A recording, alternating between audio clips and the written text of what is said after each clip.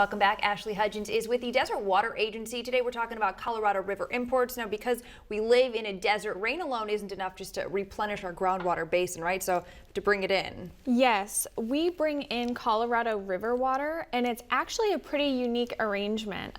Desert Water Agency and CVWD, we've been protecting the groundwater and bringing this water in and making efforts to keep the groundwater healthy for decades, and this is a big part of it. Metropolitan Water District has agreed to exchange the water with us because there's no direct pipeline from the State Water Project here.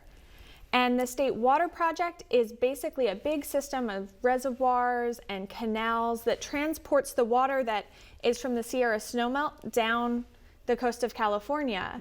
And unfortunately, the pipeline stops in Banning, so it stops short of us. And the reason we didn't want to build the rest of that pipeline is because it would have cost more than $1 billion.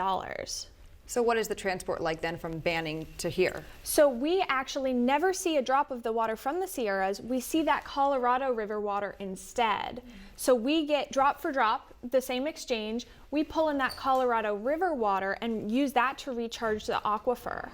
So we're still obviously very much relying on needing water, rain, precipitation, not just here, but everywhere, because the water kind of comes from elsewhere, of course. That's right. So when we see big storms up north, that helps the snowpack. As of March 1st, the snowpack was at 81%. It's probably increased significantly due to the storms up there as of late, but it's still below average, and we're still hoping for more so that we get a higher allocation, which means we're able to bring in more water. I remember Jerry saying February. Of course, we did not get as much, rain as we thought with El Nino. February was kind of record hot, and we're anticipating maybe that for March too. So it's just always important to keep remembering we're not out of the woods, probably not even close. Yes, right? That's right, and that's why that water is so important that we have to import, is because every drop really matters, especially after 5 years of record drought.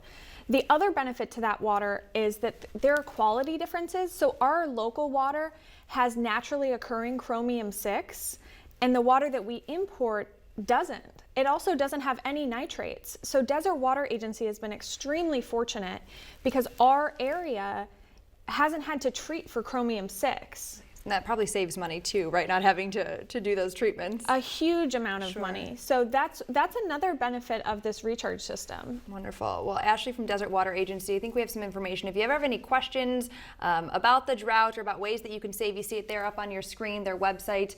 And we always appreciate you coming, and I'm sure you still get questions from people, but you want to give answers, right? You want everyone to do the best that they can. Yes, always happy to help. All right, thank you so much, Ashley. Coming up next, stay with us. We have some more top stories on KESQ, the Desert's news leader.